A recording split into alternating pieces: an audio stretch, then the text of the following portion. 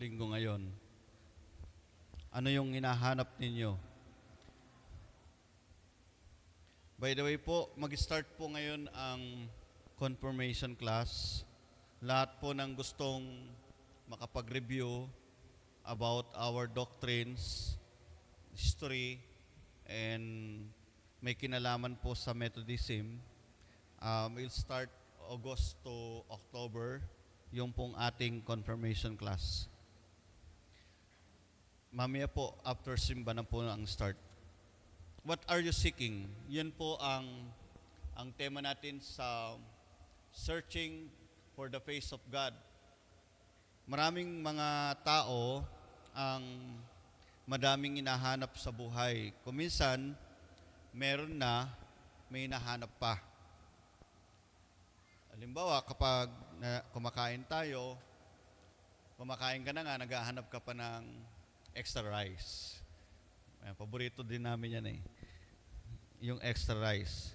Pero ngayon, magbabawas na ako ng rice. Ito pong binasa sa atin na ating tagapanguna ay nangyari noong after kumain yung around 15,000 people ng 2 isda at 5 tinapay. Ang Panginoon, pinauna niya yung kanyang mga disciples.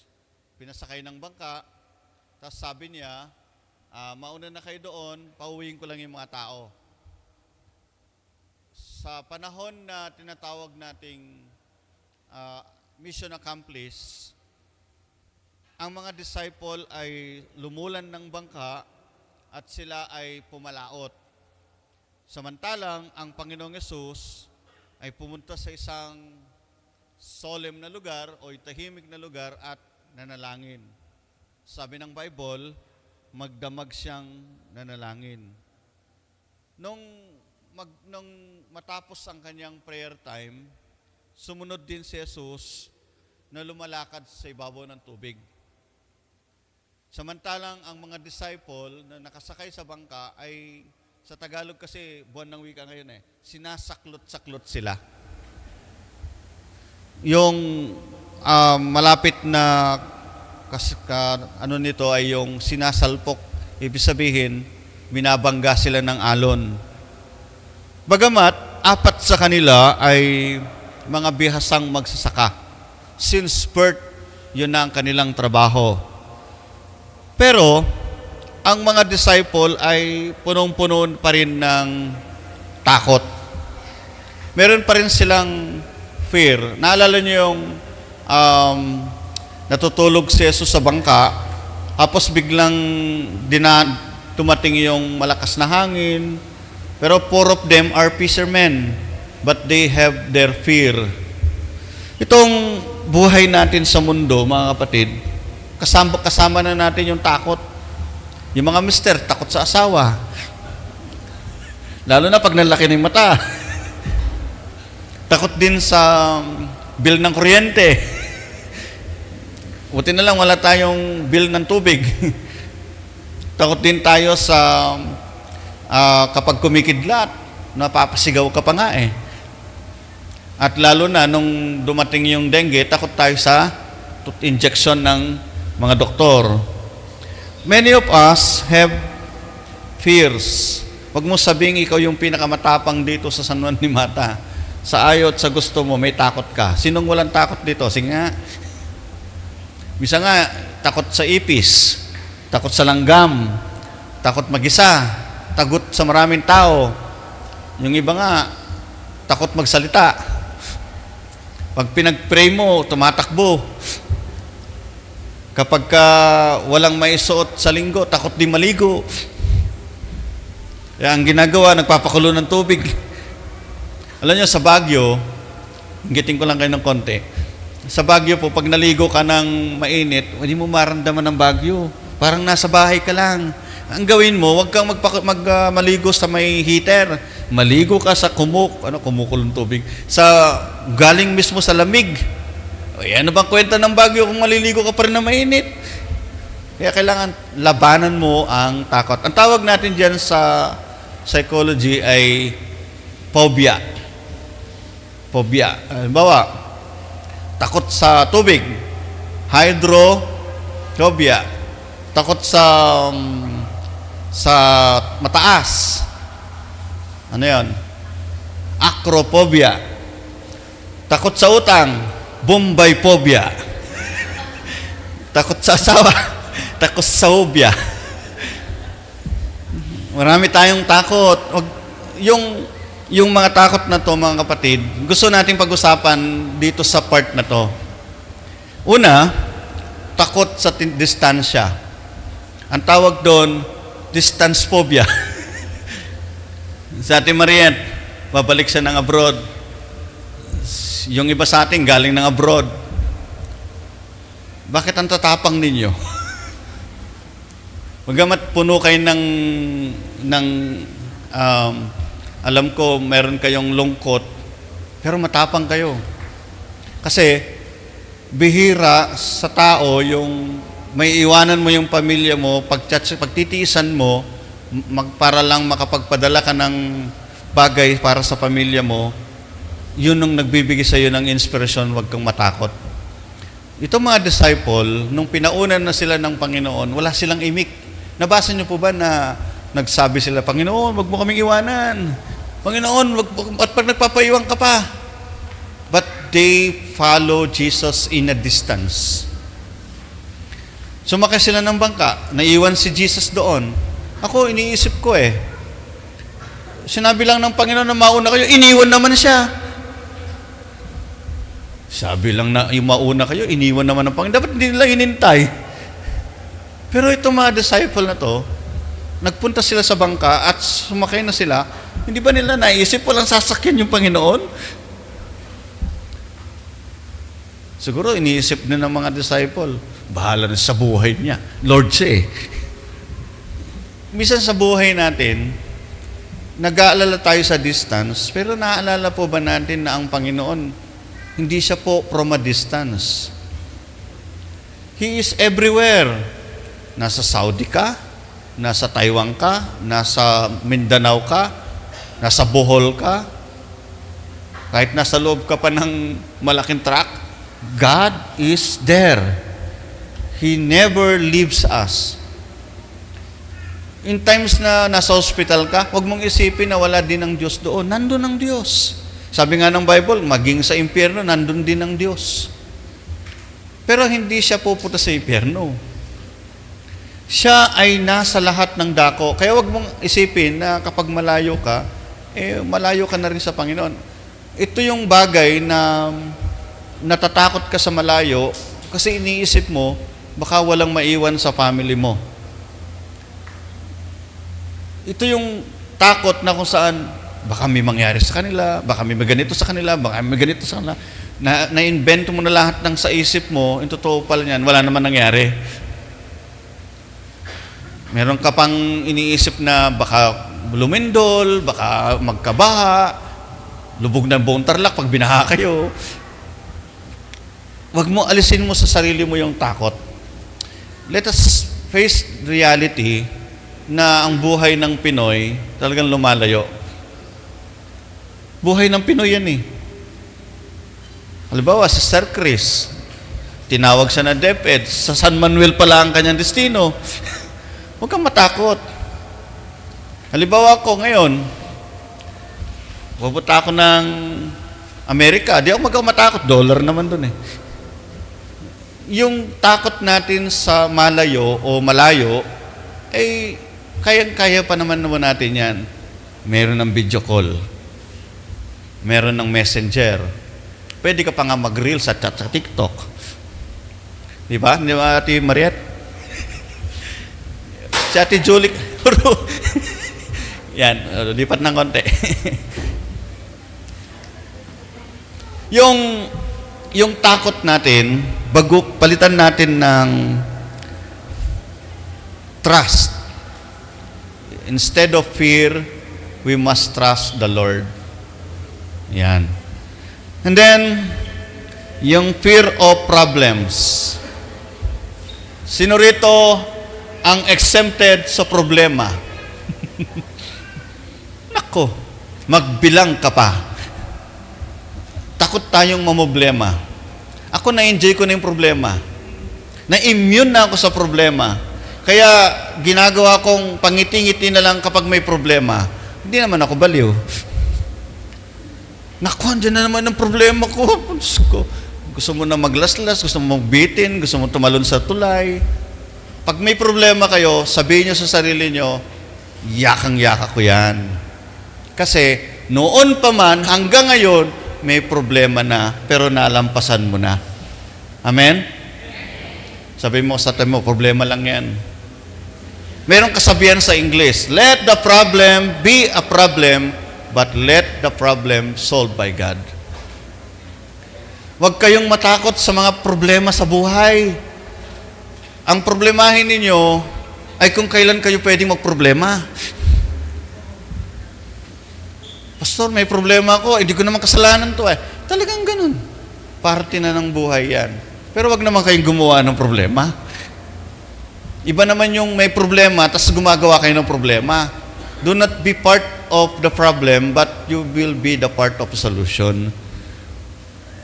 Kaya tayo nagkakaproblema, mayroon tatlong reason. Either dahil may ginawa tayo. Second, dahil may ginawa yung kasama natin. And yung mga tlo, dumarating lang yan. Ano sa gusto nyo doon?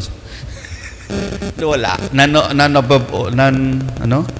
of the above. Pero meron talagang problema. These disciples, habang nakasayo sila ng bangka, nilalapitan sila ng problema. Hindi naman nila kagustuhan. Naranasan ko pong sumakay ng bangka nung kami po ay nasa Zambales. Kaming dalawa nung bayaw ko, sabi ko, Lan, sabi ko, sakay tayong bangka. May bangka kasi doon na pag-aari ng Koreano. Ngayon, sumakay kami. Akala ko pagka marunong kang magsagwan, hindi ka lalayo sa dagat. Habang sumasagwan kami, palay ng palay yung bangka. Inihila ng wave na tinatawag natin. Buti kanyo, hindi pa malakas ang alon. Yung bangka, papunta na, natatakot na ako. Lumalayo yung pangpang sa amin. Mas nakarating kami doon sa, meron kasi doon sa area na merong gumagawa ng mga barko, yung nag-aayos. Hindi ko na naalala yung pangalan nun. Tapos may mga bus doon nagdadala ng tao, part ng Zambales. Talagang natakot ako, baka makarating ako ng China Sea at bombahin ako ng tubig ng Coast Guard nila. Pero itong fear na to, mga kapatid, nung binilisan namin magsagwan pabalik, nakabalik din naman kami, buhay pa naman kami. Ito yung fear na ang daming problema sa buhay. Minsan pa nga, patong-patong, sunod-sunod, parang tren, parang MRT. Minsan nga, meron pang malakas na alon, mas mataas pa yung alon, makulimlim. Pag inisip mo lahat yan, naku, tiyak, high blood ka na. Tiyak, meron ka ng alta presyon, meron ka pang ulcer. Naranasan mo na bang pumasok sa problema at yumuko at manalangin? To overcome problems in our life, you must pray. Inisip mo nang inisip lahat ng problema. Pati yung hindi mo problema, pinag-iisipan mo pa. Hindi pa nga dumarating, iniisip mo na. Naku, paano yan? Wala tayong bigas sa sunod na buwan. Problema ba yun? Wala tayong aanihin sa anihan. Huwag mo problemahin, wala pa yun. Naku, mapuputulan tayo ng kuryente sa 3 buwan. Ba't naisip mo yun? Sinubukan mo na bang mag-pray? Lord, meron kaming inakaharap na problema. Maoperahan ako. Meron kaming mga anak na mag-aaral na, papasok na, wala pa kaming bag, wala pa kaming notebook. Did you pray to the Lord? And then yung pangatlo, fear na bumagsak. Mga estudyante. Exam na bukas. Baka bumagsak ako. Ang tanong, nag-review ka ba? Babagsak ka talaga. Ngayon ako matalino ka, huwag ka na mag-review. Fear na ito na yung aking pag-aaral. Ano na ako, graduating na ako. Ang takot mo, baka hindi ako gumraduate. Nag-apply ako ng trabaho, baka hindi ako matanggap. Para ka palagi ka na lang baka. Kaya nagiging corn beef ka na. Palagi kang baka. Marami kang iniisip na possibilities. Wherein the possibilities can be impossible with the Lord. Pwede siyang maging possible if you trust the Lord and you lend all your problems and your fear to the Lord. Meron po tayong mga bagay na iniisip minsan, hindi naman talaga yun ang talagang plano ng Diyos. Kaya nga tinuruan tayo doon sa Our Father Sabi niya, Our Father in heaven, who art hallowed be thy name, thy kingdom come as it is in heaven and earth. Sabi niya, yung salitang give us this day, yung humihingi ka, ibig sabihin, inaalaw tayo ng Panginoon na humingi ka sa Kanya. Anong inihingi mo? Hinihingi mo ba yung promotion? Hinihingi mo ba yung meron ka bang hinihingi sa Panginoon? Tumawag ka at masusumpungan. Ito yung problema ng mga disciple. Nung malakad na si Jesus sa tubig, may dalawang silang dalawang kaisipan. Sino ito? Pangalawa, bakit naglalakad sa ibabaw ng tubig? Wherein seawater or yung tinatawag nating mga katubigan, na tendency, lulubog ka talaga. Either lang, kung patay ka na, lulutang ka. Ano ba ang science nun? Bakit kapag patay, lumulutang? Baka nagkakaroon ng hangin sa loob, no? But Jesus walked on the water, above the water. This is an extraordinary thing. Hindi ito ordinaryong bagay na nangyayari sa mga pagkakataong ito. Jesus, wala siyang bangka. Pero sumunod siya. Si Jesus lumakad sa ibabaw ng tubig. Sabi ni Peter, Panginoon, kung kayo nga po yan, paparianan niyo ang ako. Lumakad si Pedro sa ibabaw ng tubig. Who is the second person who walks on water? Ito si Peter. Inggit nga ako sa kanya Nakalakad sa ibabaw ng tubig na hindi naman low tide. Nung ako'y nasa Bulinaw, maraming coral sa gilid sa Pampang, papunta doon sa medyo malayo-layo. Sabi ko, kung ako si Pedro, ganito, low tide siguro. Pero Peter walks above the water.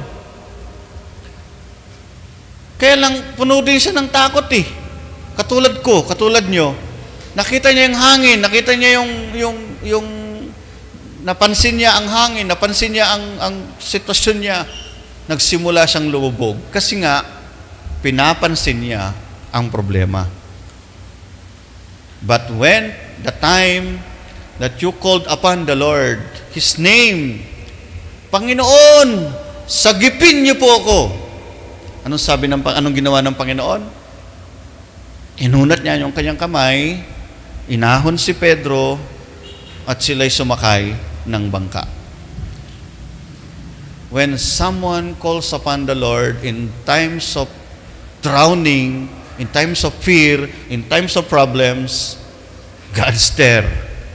He's always there. Never leave us. Wala na ang mga lagad doon sa kung saan sila nagpakain ng 5 to 10 to 15,000 to 20,000 people. Kita nyo? Nasa dagat na sila, nasa tubig na sila, but Jesus walks. Minsan naglalakad tayo sa buhay na ito, ang dami nating kinakaharap na mga pagsubok sa buhay, nandyan lang si Jesus sa buhay, sa piling natin. Wala sa Kanya yung layo, wala sa Kanya yung tubig, wala sa Kanya yung mga bagay na to, but is there for us. Hindi niya tayo aalisan ng paningin. Para kapag tumawag ka, kapag ikaw ay nag-ask ng help, nandyan siya. Hindi patay ang Diyos natin, hindi tulog ang Diyos natin, at hindi malayo ang Diyos natin. Ang Diyos natin ay nariyan lamang para sa atin. Amen? Alam nyo, nung napunta din po ako ng Macau, lagi ko lang kinakwento kasi lang naman napuntahan ko eh. Kapag ka nandun ka pala sa malayo at nag-iisa ka, baga maraming Pilipino dun eh, iniisip mo pa rin talaga na nasaan kayong pamilya ko, ano kayang kabuhayan meron kami, wala akong trabaho, lahat naisip mo na. Pero yung maganda sa ibang lugar ngayon, ang daming Pilipinong pastor at maraming churches. Hindi katulad noon, pag nasa Saudi ka, puro Muslim. Magpipray ka, mag-isa mo. Sasamba ka, mag-isa mo. Si tatay ko nung napunta ng Saudi for 30 years, nako, sabi nga niya nagdadasal na lang ako, mag-isa. Hindi mo ma-exercise yung parang meron taong nag-i-encourage sa'yo. Pero dahil mapalad yung mga ngayon, tayo, dahil meron ng messenger, meron ng video call, meron ng, ano pa isa? Instagram, meron pang mga gagamitin natin. Hindi katulad ng voice tape, 21 days bago makarating. Magte-text ka, yung ano pa, yung may bayad ng letter, yung mga shortcut pa. Tapos sa cellphone mo, pag ganun pala ito, dumagan-ganon. Pag hindi mo nabasa agad. Yung tipong ngayong panahon na to, binigay na ng Diyos kung ano ang makapagbibigay sa atin ng kagaanan. Napansin niyo po yon? Hindi na po magiging problema ang distansya, hindi na rin problema ang mga problema. Kasi po, nandyan na ang sagot ng Diyos. Yung mga nahihirapang magpaaral ng kanilang mga anak, nandyan na ang purpose. Yung mga nahihirapan sa kanilang mga anak na estudyante, nandyan na ang scholarships. Ang mga magsasaka, may abono na kayo, meron na kayong pesticide. Meron kayong mga binhi. Kami mga pastor, wala pa kaming mga ganyan. Meron na kayong mga tindahan, meron ng SME, nagbibigay ang DTI ng kung ano-ano. May mga sources na tayo. Nasa atin na lang kung aasenso tayo o hindi. Yung kalsada ninyo, from farm to market road. O meron pa bang lugar dito na kailangan sementoin? Sabihin nyo kay Kapitan. Total, paborito sa ni Mayor. Mag-TikTok kaya uli. Marami ng bagay na binigay ang Diyos sa atin. May binigay na ang Panginoon. Ginamit niya ang gobyerno, ginamit niya ang mga taong ito para gumaan ng loob natin. Isipin ninyo, pag na-hospital ka ngayon, meron ng provincial hospital, magtiis ka nga lang, nandun ka sa sulok. Puno eh. Tapos meron pang nag-o-offer sa atin ng mga medical assistance, meron ng ganun. Saan ka pa? Kung gusto mo mag-abroad, may OWA, may POEA, meron mga tumutulong sa atin, mga NGOs. I'm part of the NGOs. I am part of the Filipino Overseas. Alam nyo, meron kaming karanasan, merong isang OFW na nakaranas ng maltreatment. Kaya napasama ako sa isang OFW NGO. Mga pastor lahat ang member sa Maynila. Hanggang napauwi namin yung isang taga Bulacan. Walang tigil yung aking cellphone. 24 hours, tumutunog yun. Pastor, andito na yung amo ko, ganito na. Sige, ganito gawin mo, video mo, ganito. Tapos nasa-send sa amin yung video, naka-record. Then, yung palang director, dating director ng POEA, ay Methodista at pastor. Di dumirekta na kami. Wala na yung mga proseso na papel, ganun, interview, CI, ganun. After 15 days, nakauwi na ng Pilipinas. Meron ng NGO, pero ng mga bagay na pwede nating lapitan. Ang maganda nito, hindi ka na lonely sa ibang bansa, sa ibang lugar, nandun ng mga churches. Tingnan nyo si kapatid na Lisel, nasa JIL. Yung mga nasa Taiwan, nagpupunta sa JIL. Hindi nila makita ang Methodist Church. Pupunta man sila sa Methodist Church, in-chick naman ang salita. Sengwa, senglo. Kaya naghahanap sila ng church sa Tagalog ang usapan. God provides everything for us. Ikaw na lang ang problema. Hindi ka pa nga naghihingi, nandyan na. Tapos bigla mo sasabihin, naku, problema ito. Tumingin ka sa paligid mo. They're everything. Sa estudyante ngayon, noong panahon na nag-aaral kami, naku, kahanapin namin sa libro, saan yung ganito, saan yung assignment ko ganito, saan yung... ngayon may Google na. Mag-start, type mo lang yung assignment mo, lalabas yun. Tapos maglalagay pa ng suggestion. Kung ako ngayon nag-aaral ng elementary, ako yung personor. May Google nasaan niya na lang yan kung magiging matalino ka o hindi. Kung gagamitin mong tama ang technology, kung gagamitin mong tama ang mga bagay na ito, nagiging multo lang yan sa buhay natin yung mga problemang yan pag hindi ka nagtiwala sa Diyos. Yung mga nagpapaganda, meron pa akong dagdag. Problema na po ba magpaganda ngayon? Meron ng YouTube. Maghanap ka lang ng mga andito po ang pagli-lipstick. Ganito po yung paglalagay ng eyebrow. Lalaki. May problema po ba tayo para hindi kayo maging gwapo? Meron din po yan sa YouTube. Nako, sumbira. Sabi ko, ito ba yung technology ng Panginoon? Yung magiging problema noon, magiging solusyon na ngayon. Pati yung problema sa cellphone, problema sa computer. Hindi ako nag-aral, hindi ako marunong mag-computer. May YouTube. Pati yung dating test na gumagawa ng mga cellphone, gumagawa ng mga electric fan, gumagawa ng mga... May YouTube na Pati yung mga karpintero, sumari na rin. Ito yung paggawa ng upuan, paggawa ng mga pagpapalatada. At wala akong makita ang YouTube na maging magaling na pastor. Meron ding magganon, no? Mga pastor, ganito gawin ninyo. They're everything. Meron pa po kayong hahanapin? Ano bang hinahanapin? Mga senior. Ano bang kulang sa senior? Yung may arthritis. Meron na rin po yun. Pati mga doktor nag-YouTube na rin. Si Doc Willie Ong, si Dr. Atoy. Pambira. Sabi ko, alam ng Diyos kasi kailangan natin Alam ng Diyos, pagdating ng araw, kakailanganin mo siya. Pati yung driving. Meron na ring driving school, meron na ring mga test na libre.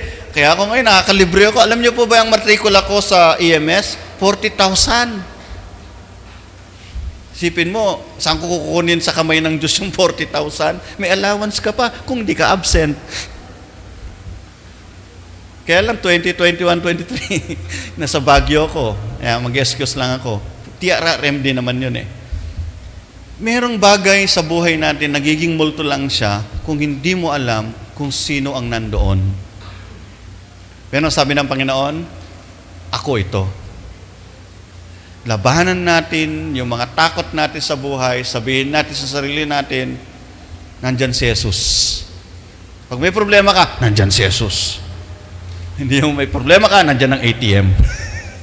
Nandyan si Bombay. Nandyan si ganito. Isipin mo lagi, nandyan ang Panginoon. Pag may nagsasabi sa'yo, nandyan totoo yung Panginoon, i-rebuke mo yun. Sabihin mo, nandyan ang Panginoon. Nandyan si Jesus. Nung nalulunod si Pedro, nalulunod si Pedro. Sabi niya, Panginoon, iligtas mo ko. Nandyan si Jesus, nakahawak kamay siya. Christ is there. Yung mga kabataan na may problema sa magulang, huwag kayong mag-alala. Jesus is there. Naalala ko yung isang kabataan na kachat ko rin. Meron siyang hinanakit sa magulang. Ay, mga magulang, medyo pansinin niyo yung minsan. Meron palang mga anak na, lalo na kapag lumuluha-luha na pagkausap mo, medyo naglalaylo na ako pag ganun. Kasi minsan meron tayong nasasabi na hindi pa nila receive. Yung parang okay lang sa'yo, pero sa kanila hindi. Minsan din ang magulang, umiiyak din yan, hindi lang pahalata. Pag may nasabi ka sa magulang, kala mo okay lang, pero hindi sa kanya hindi. Ito yung bagay na dapat natin tandaan. In times na may mga problema tayo, lagi natin isipin, nandyan lang si Lord. Kausapin mo siya. Pagkatapos nun, pag nakausap mo na siya, siya nang gagawa ng paraan. Gagawa siya ng way para tayo ay kanyang tulungan. Huwag kayong matakot kung nandyan na si Lord. Baka mamaya tumulad kayo sa kwentong ito. Merong isang lalaki, buhat-buhat niya yung kanyang kinuhang kahoy. Nabanggit ko na to minsan, ulitin ko lang. Ngayon, sa paglalakad niya, may dumaan na pick-up. Sabi noong driver ng pick-up, "Tang, sakay ka na rito para hindi ka na mabigatan." So, sumakay daw yung tatao sa likod. Napalingon ngayon yung driver dun sa rear mirror. Bah, sabi niya, nakasakay na sa pick-up, pero bit-bit pa rin niya yung kanyang kahoy. Sabi nung driver, "Tang, ba't niyo bitawan?" "Wag ka na, anak, para hindi ka na lang mabigatan." Minsan marami tayong ganyan, nakasakay na tayo sa Lord, andun na tayo sa sakyan niya, pero bit-bit pa rin natin yung problema natin. Bitawan mo. Let it the Lord.